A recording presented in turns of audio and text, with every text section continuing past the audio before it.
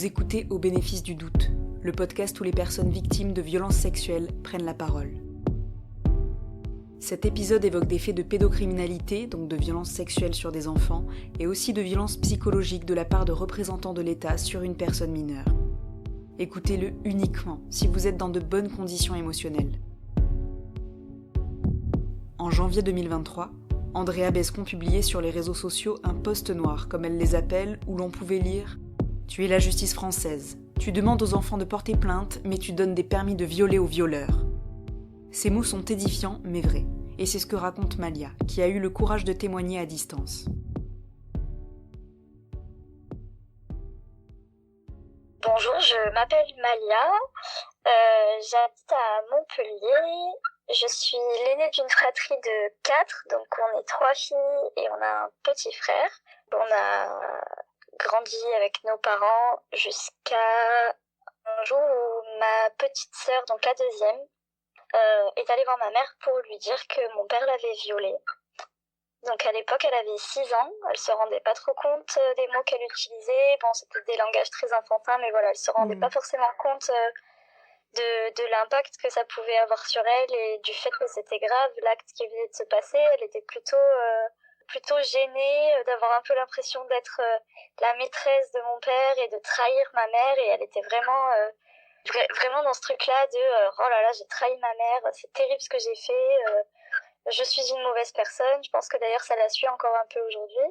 Ce premier viol de mon père sur ma petite sœur a signé la séparation immédiate de mes parents. Ma maman nous a pris ses 4 enfants dans sa voiture. On s'est retrouvés au commissariat, donc c'était un soir, donc on s'est retrouvés au commissariat à 21h pour le dépôt de plainte.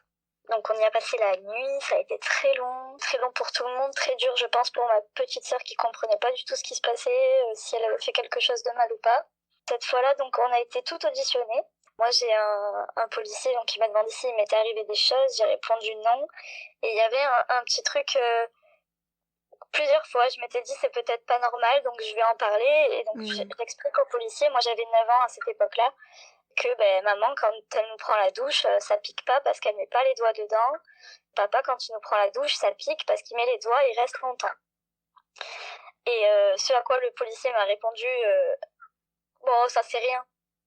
Donc moi, petite fille naïve de 9 ans, j'ai dit oh bon, ça c'est rien, alors c'est pas grave, on n'en parle plus, et puis j'ai oublié ça. Donc suite au dépôt de plainte de ma sœur et de ma mère, on a été relogés en urgence dans des appartements, dans des HLM. Le juge a retiré l'autorité parentale à mon père.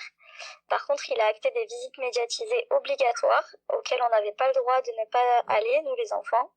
Donc c'était un samedi sur 2, dans un espèce d'endroit, dans une espèce de salle, une espèce de château en fait, surveillé par des éducateurs mandatés par la justice du coup. Donc nous, on voulait pas y aller.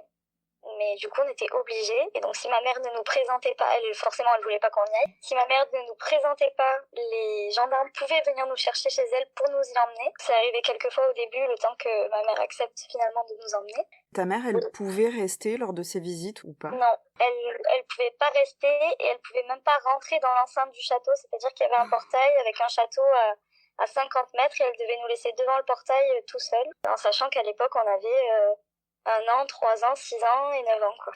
Donc, ces visites médiatisées, je reviendrai dessus tout à l'heure. Donc, au terme de ces visites médiatisées, ça a duré 3 ans, du coup. À la fin de ces 3 ans, il y a eu le procès de mon père pour ma sœur, du coup. Donc, il a écopé de 18 mois de prison avec sursis. Donc, s'il recommençait, quoi, en gros. Avec 5 000 € de dédommagement et intérêts pour ma petite sœur. Et 1 € de dommages et intérêts symboliques à ma mère. Donc c'était bien précisé symbolique dans le jugement. C'est un peu ironique, mais bon. Et puis à la suite de ce procès, il a été décidé que mon père était maintenant... donc il a été reconnu coupable, mais il a été décidé que maintenant il était assez stable pour que les visites médiatisées s'arrêtent et que les visites se fassent à son domicile non surveillé.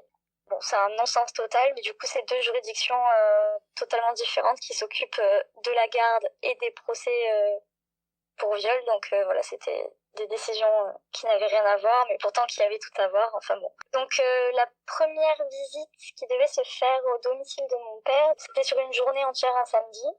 Ma mère, elle a pas voulu qu'on y aille. Moi, entre-temps, j'ai été placée, j'étais en foyer à cette époque-là. Ma mère, elle avait pas ma garde et elle pouvait pas décider si moi ou non j'y allais. En tout cas, elle avait les deux plus petits chez elle. Et elle a décidé de les emmener en Normandie, donc très loin de chez moi à Montpellier, pour pas qu'ils y aillent, pour pas les présenter, parce qu'elle le sentait pas, quoi, clairement. Moi, le foyer m'a déposée, donc j'étais toute seule. Et donc, lors de cette toute première visite non surveillée, j'ai été violée par mon père. Donc voilà, ça n'a pas été facile. Ça n'a pas été facile parce que du coup, lui, il était toujours sous son sursis de ma sœur. Donc pour ma sœur, ah oui, alors j'ai pas précisé, mais pour ma sœur, du coup, il a avoué les faits tout de suite. Il a tout reconnu dans les moindres détails. Pour moi, du coup, pas du tout. Pas du tout, parce qu'il était toujours sous le sursis et que s'il était reconnu coupable, il risquait de partir en prison. Enfin, je pense, ça c'est mon hypothèse à moi, mais j'ai jamais eu l'explication. Donc voilà, ça n'a pas été simple, surtout que bon voilà, moi j'étais placée à cette époque-là, ça se passait un peu mieux moi avec mon père qu'avec ma mère, donc j'avais pour projet peut-être, si ça se passait bien la visite, d'aller vivre chez mon père pour partir du foyer, parce que le foyer c'était compliqué. Donc là, non seulement je me retrouve, je comprends que j'ai un père défaillant, en plus de ça, tous mes projets d'avenir là s'écroulent. En plus de ça, lui, il me fait passer pour une menteuse puisqu'il dit que c'est faux. Tu avais quel âge à ce moment-là ? Là, j'avais 12 ans, 13 ans. D'accord. Donc, je suis rentrée au foyer tout de suite. En fait, quand il y a eu l'acte, je suis partie tout de suite. Je suis partie avant l'heure de fin qui était prévue de la visite. Je suis rentrée au foyer. J'ai demandé à ce qu'on appelle ma mère. Ma mère est redescendue de Normandie dans la nuit pour m'emmener porter plainte le lendemain. C'est compliqué parce que elle, je pense qu'elle s'en voulait d'être partie sans moi. Moi, j'étais super en colère contre elle, qu'elle soit partie sans moi. Déjà qu'on n'avait pas des relations apaisées, ça n'a pas aidé. Mais en même temps, j'étais un peu dans une espèce de phase où tout avait l'air flou. Tu sais, c'était un peu... Le temps était suspendu, quoi. J'étais un peu en dissociation. Enfin, j'étais là, mais j'étais pas trop là. Mon corps, il était là, mais ma tête, pas du tout. C'était compliqué, je pense, à affronter comme réalité. Et finalement... ce qui m'a pas aidé, c'est le dépôt de plainte du coup, où là c'était dans une unité de l'hôpital de chez moi. Il y avait une unité spéciale pour ça, donc pour les agressions, les viols sur mineurs, avec donc toute une procédure bien définie, avec un kit de viol, des prélèvements, une évaluation psychiatrique et l'audition par les policiers. Donc ça tout dans la même journée. C'était un peu intense. Et donc les policiers, donc il y avait un policier et une policière, pas du tout compréhensifs. Vraiment, c'était moi qui étais auditionnée coupable, tu vois, presque. T'es sûr que tu mens pas, mais d'accord, mais t'as quoi comme preuve? Ok, mais oui, mais si t'avais un jean super serré quand même, ton père il a des grandes mains, comment il a fait pour passer dans ton jean si serré s'il a pas déboutonné? Enfin, qu'est-ce que je suis censée répondre à ça? Jusqu'à la fameuse phrase oui, mais quand même ta sœur elle a eu beaucoup d'argent à son procès, est-ce que toi tu fais ça pour ça? Oh, waouh, d'accord. Donc là clairement t'as 13 ans, mais tu te dis ok, il y aura jamais personne pour m'aider dans ma vie, c'est top. Donc ça a été vraiment hyper violent. Je pense que finalement ça a été peut-être même plus violent que l'acte en lui-même, parce que c'était même pas un truc isolé. Je veux dire, dans ma famille, il y a aussi cette espèce de culture, alors hormis ma mère du coup, mais il y a cette espèce de culture de ça c'est secret, il faut pas le dire, il faut pas en parler, tu risques de détruire sa vie, et comment il va faire après, et ça va le suivre pour toujours. Bah oui, moi aussi ça va me suivre pour toujours en fait. Bon voilà, donc ça a été récurrent à l'école aussi, plein de questions. En fait, c'est même pas... Il y a des personnes parfois qui ne te croient pas et qui te le disent. Et il y a des personnes qui se posent des questions, comme si déjà c'était leur rôle une, et qui du coup te posent tout un tas de questions qui te font culpabiliser tout le temps, tout le temps, tout le temps. Ça a été une période vraiment très compliquée pour moi, renforcée par le fait que lui, il voulait pas avouer. Donc il y a eu un procès 4 ans après. Ouais, c'est ça, 4 ans après. Il a été reconnu coupable malgré le fait qu'il disait qu'il ne l'était pas. Sauf que comme le procès était trop tard par rapport au sursis de ma sœur, il n'a pas eu de prison. Enfin, il n'a pas eu de prison ferme. Donc il a eu du sursis. beaucoup moins que pour le procès de ma sœur. Je crois que c'était 6 mois pour moi. 1 500 € de dommages et intérêts pour moi. Et un an d'injonction de travail avec un psychiatre. Et au final, j'ai appris il y a pas très longtemps que ce fameux suivi psychiatrique de 1 an, donc il devait y aller normalement 1 à 2 fois par mois pendant 1 an. Ouais. Il n'était allé qu'une fois, il a rencontré le psychiatre, il l'a payé grassement parce que mon père c'est quelqu'un qui a les moyens. Il l'a payé grassement et il n'y est plus jamais retourné. Donc vraiment un système qui nous suit de bout en bout. Oui, c'est lourd parce que ça s'arrête pas, parce que du coup, au final, ma dernière petite sœur qui n'avait pas été victime, à notre connaissance en tout cas, a vu sa mémoire traumatique se réveiller l'année dernière. Elle s'est rendue compte qu'elle avait été victime à plusieurs reprises de mon père aussi. Et elle se rappelle notamment d'une scène dans le fameux château dans lequel devaient se passer les visites médiatisées, surveillées par des mandataires de la justice. Donc là aussi, grosse colère envers le système, encore une fois, parce qu'on se dit c'était le lieu normalement qui était censé nous protéger. Si même dans ce lieu-là, surveillé par un tiers, enfin voilà, avec des missions quand même judiciaires, où est-ce qu'on va être protégé en fait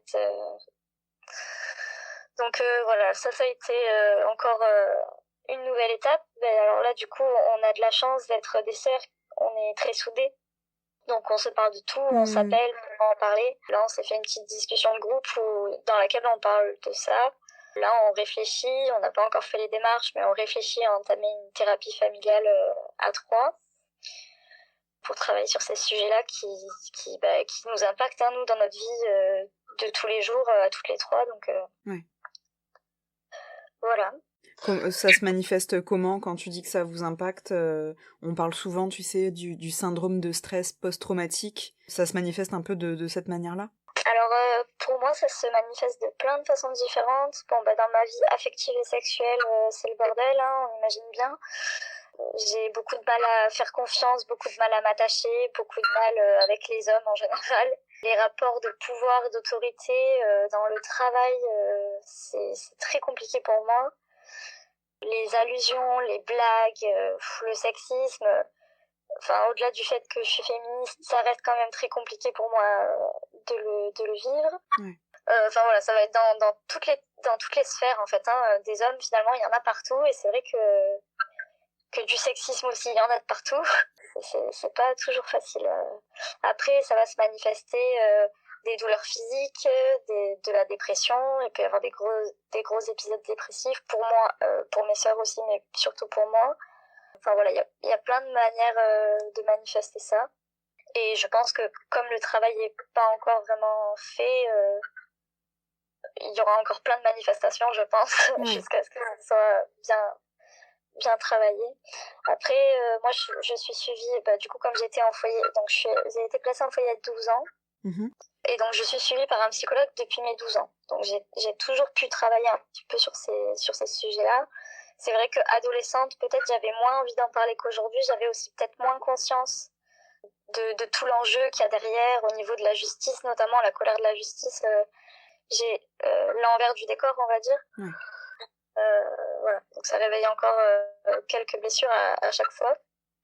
Donc là, beaucoup de thérapies, psychologues, psychiatres, psychanalyse, tous les courants différents. Je pense qu'ils m'ont permis aujourd'hui d'être quand même assez résiliente, d'être assez consciente de mes capacités, de mes non-capacités, de pouvoir travailler dessus. Je pense vraiment que c'est hyper important de voir quelqu'un, de pouvoir parler.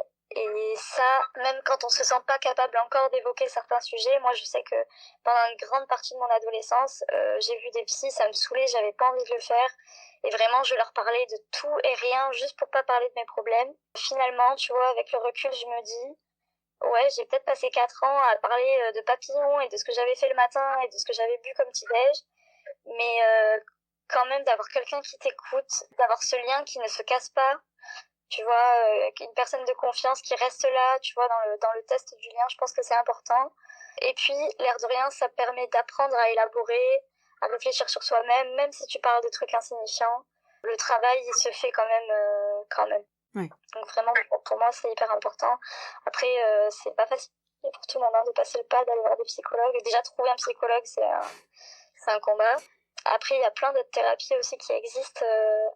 Moi, je sais que je suis très branchée thérapie culturelle, artistique, donc tout ce qui va être... Bon, en dessin, je suis pas très forte, mais j'aime bien peindre quand même. La musique, enfin, tout ce qui va être comme ça, l'expression corporelle. J'ai fait une grosse dépression à 18 ans suite à tout ça. Et j'ai été internée en clinique psychiatrique pendant 5 mois. Et pendant cette clinique psychiatrique, j'avais des séances avec une ergothérapeute. Donc une ergothérapeute, c'est un professionnel de santé dans le médico-social qui va intervenir auprès de personnes de tout âge, de tout horizon, mais aussi en situation de handicap. Et le but de l'ergothérapeute, ça va être de favoriser l'autonomie des personnes, de faciliter la réalisation de leurs activités. Par exemple, une personne à qui il va manquer un bras, ben on va pas lui donner un couteau ou une fourchette puisqu'il va pas pouvoir se servir des... Enfin, voilà. Oui. Donc ça va être d'adapter l'environnement, voilà, quel couvert on va pouvoir lui trouver qui va pouvoir faire les deux et dont il va pouvoir se servir avec une main. Voilà. Et donc l'ergothérapeute, il peut faire ça autant sur le handicap physique que psychique. Et donc cette ergo-là, elle travaillait essentiellement avec de l'art-thérapie. Et donc elle nous faisait faire tout un tas d'activités manuelles pour travailler nos différents traumas, puisque là c'était clinique psychiatrique, donc c'était l'enjeu. Donc il y avait plein de petites activités qui étaient trop chouettes, donc on pouvait faire de la peinture, on pouvait faire de la poterie. Pour les personnes qui étaient là pour des gros sentiments de colère comme moi, elle avait un grand atelier avec plein de petites mosaïques et on avait le droit de balancer les mosaïques contre les murs et de tout péter. Et les jours où tu étais un peu plus apaisé, tu pouvais récupérer tous les petits bouts de mosaïque que tu avais cassés pour faire des petites sculptures. Moi, je me suis fait un petit dessous de plat que j'ai toujours aujourd'hui, c'est une petite abeille. Enfin voilà, c'est vraiment des thérapies alternatives qui peuvent être peut-être plus faciles de faire le pas d'y aller en tout cas que d'aller voir un psychologue. Pour certaines personnes, c'est compliqué. Et ça peut déjà mettre un pied dedans et permettre au moins d'extérioriser les émotions, même si c'est pas mettre des mots dessus, au moins de les extérioriser un peu. C'est vraiment une discipline, enfin une thérapie que je connaissais pas vraiment en fait. C'est très intéressant. Je sais pas s'il y a beaucoup d'ergothérapeutes qui font ça. En tout cas, elle, je pense que elle avait une formation d'ergothérapeute et elle aimait beaucoup l'art-thérapie, donc je pense qu'elle a mêlé un peu les deux. Ouais. Et c'était vraiment intéressant. Mais après, bon, il y a plein d'art-thérapeutes qui sont pas ergothérapeutes et qui font de l'art-thérapie quand même, ça existe. Du coup, tu disais que tu étais éducatrice spécialisée. C'est quoi qui t'a donné envie de faire ce métier ? Alors, il y a eu plusieurs choses. Du coup, donc, j'ai été en foyer, moi, de mes 12 ans à mes 21 ans. Donc, j'ai été élevée, finalement, par des éducateurs. Ce qui est rigolo, c'est que vraiment, pendant tout mon placement, on m'a saoulée, si je peux dire, pour que je trouve quelque chose à faire de ma vie. Je savais pas ce que je voulais faire et je leur disais... Je sais pas ce que je vais faire, le seul truc que je ferai jamais, c'est éducateur, votre boulot, c'est de la merde. Je suis là. Mais oui, parce que j'avais ce prisme des foyers. En plus, j'étais dans un foyer où c'était un peu violent, les jeunes étaient hyper violents. Entre eux, avec les éducs, enfin voilà, de la violence de partout. Et moi, c'est vraiment ce que je veux plus... Je veux plus de violence en fait, je rêve d'une vie de paix. Mais je me suis rendu compte quand même que les éducateurs, ils font pas que du foyer, heureusement. Et donc là, moi je travaille auprès de personnes en situation de handicap, surtout dans l'autisme, parce que j'ai ma toute dernière sœur, parce que ma mère s'est remariée du coup, a trouvé un gentil mari, et ils ont eu une petite fille, et donc ma petite sœur est autiste. Je me suis dit, bon, ok, je vais pas travailler en foyer, mais je vais travailler avec les autistes. Après, j'ai quand même vachement cette fibre sociale, j'ai quand même envie d'aider. Je tolère pas trop la violence contre moi-même, mais je tolère très bien, enfin, je veux dire, je gère très bien la violence chez les autres. Et je pense que on m'a donné des très bonnes clés dans mon parcours de vie qui font aujourd'hui que, malgré le parcours un peu compliqué, je m'en sors. Et j'ai vraiment envie de pouvoir transmettre aussi des clés, que les personnes puissent comprendre qu'elles sont capables, que c'est compliqué, mais que voilà, il leur faut un tuteur. Voilà, c'est des fleurs, hein, on est des fleurs, on est des plantes. Et nous, les éducateurs, on n'est pas là pour faire la place des personnes. Voilà, par contre, on va être des tuteurs sur lesquels elles vont un peu pouvoir s'appuyer pour pousser. Et c'est vraiment gratifiant de voir les personnes s'en sortir par elles-mêmes, reprendre confiance en elles, reprendre confiance aux autres. Voilà. Je pense que c'est aussi un petit peu ma thérapie, quelque part. Ouais. C'est joliment dit en tout cas, j'aime bien la métaphore des tuteurs. Et tu me disais aussi que tu avais des amis avec qui tu avais commencé en faisant des groupes de parole. Ouais, j'ai un groupe de super copains qui sont mes tuteurs à moi, avec lesquels on adore faire de nouveaux petits projets. Voilà, des fois ça nous pète, on crée des trucs. Donc on avait déjà créé une asso qui luttait contre la précarité sociale, qui est toujours en fonction aujourd'hui. Et là, récemment, une partie de cet asso, là, on est un petit groupe de 5, on s'est réunis 2 ou 3 fois pour parler de consentement, pour parler de nos histoires à nous sur les violences sexuelles, les violences affectives, le sexisme, le harcèlement, enfin voilà, toutes des grandes thématiques. On s'est réunis quelques fois, voilà, on a fait des petits groupes de parole entre nous, entre personnes de confiance qui se connaissent et qui ne se jugent pas. C'était intéressant et dur parce que dans ces groupes de parole, il y avait des agressés, mais il y avait aussi des agresseurs. Donc voilà, c'était lourd, c'était dur, mais c'était très intéressant avec beaucoup de bienveillance, donc du partage. Et donc de ces groupes de parole, on a décidé quand même parce que au final, on était tous concernés et dans nos entourages à nous 5, tout le monde était concerné aussi. Donc on s'est dit nous on aime bien créer des nouveaux projets, ça vous dit pas qu'on en fasse quelque chose. Dans le groupe de 5, on est 2 éduques, du coup donc dans nos missions vachement de prévention, de sensibilisation, d'accompagnement. Dans le groupe de 5, il y avait 3 personnes qui étaient bien sensibilisées au théâtre. Donc on s'est dit pourquoi pas faire des petites scènes de théâtre forum sur les marchés, dans la rue, sur les notions de consentement, de violence sexuelle. Et puis voilà, là on a fait quelques représentations sur les marchés. On est allé rencontrer la semaine dernière une compagnie de théâtre forum à Montpellier. On a pu échanger un petit peu avec eux, c'était trop chouette. Et puis voilà, on sait pas trop où ça va nous mener. Là le but c'est d'être assez libre, c'est que là aujourd'hui on ressent le besoin d'en parler, on ressent le besoin de sensibiliser les personnes. Voilà, si ça doit aller plus loin, nous on le fera. Si ça doit s'arrêter, ça aura déjà permis de sensibiliser un peu de monde et puis nous de libérer la parole, c'est hyper important. Et voilà. C'est génial, je te l'avais déjà dit la première fois, mais je suis fan de ce concept. Là, moi, j'arrive à la fin des questions que j'avais à te poser. Donc, est-ce que toi, tu as envie de rajouter quelque chose, même si c'est pas du tout dans la chronologie, n'hésite pas. Moi, je voudrais peut-être insister en fait, parce que je l'ai déjà dit, mais sur le fait d'en parler. Si c'est vraiment compliqué pour les personnes, vraiment, je les invite à le faire auprès d'un professionnel pour qu'elles puissent être accompagnées. Mais sinon vraiment d'en parler en général dans des endroits bienveillants, attention, parce que le monde n'est pas tout rose et que il y a des remarques qui peuvent faire très mal, mais dans des environnements bienveillants avec d'autres victimes, peu importe, mais en parler de ces notions-là, parce que finalement dans le groupe de parole, moi je me suis rendu compte aussi que moi j'avais l'impression d'être très au fait sur le consentement, sur plein de thèmes. Et à force d'en parler, je me rends compte qu'il y a plein de choses dans mon quotidien que j'applique pas ou pas autant que je le voudrais. Et le fait d'en parler, vraiment, ça débloque plein de trucs. Donc c'est pour ça, si c'est un peu traumatique, pas hésiter à se rapprocher d'un professionnel. Mais vraiment, ça débloque plein de trucs et ça aide vachement à avancer. Ça peut paraître bateau, mais vraiment, libérer la parole, c'est hyper important. Parlez-en et on vous croit.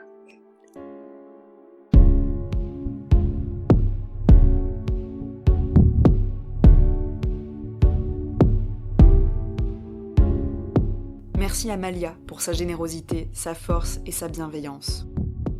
Ce qu'elle nous dit dans son témoignage, c'est qu'un père pédocriminel peut être reconnu comme tel par la justice française, mais peut continuer de violer ses enfants en toute impunité. Mais ce que nous dit aussi Malia, c'est qu'il est possible de bien s'entourer, de personnes proches ou de professionnels, et qu'il existe des thérapies adaptées à tout le monde, et qu'on a tous et toutes une chance de s'en sortir. Vous venez d'écouter le 3e épisode du podcast Au bénéfice du doute. Si vous pensez qu'il peut être utile à d'autres personnes, n'hésitez pas à le partager. Ce podcast est entièrement autoproduit par Julie Dussert. La musique originale a été composée par Sandra Fabry et l'image a été dessinée par Camélia Blando. Au bénéfice du doute, le podcast où les personnes victimes de violences sexuelles prennent la parole.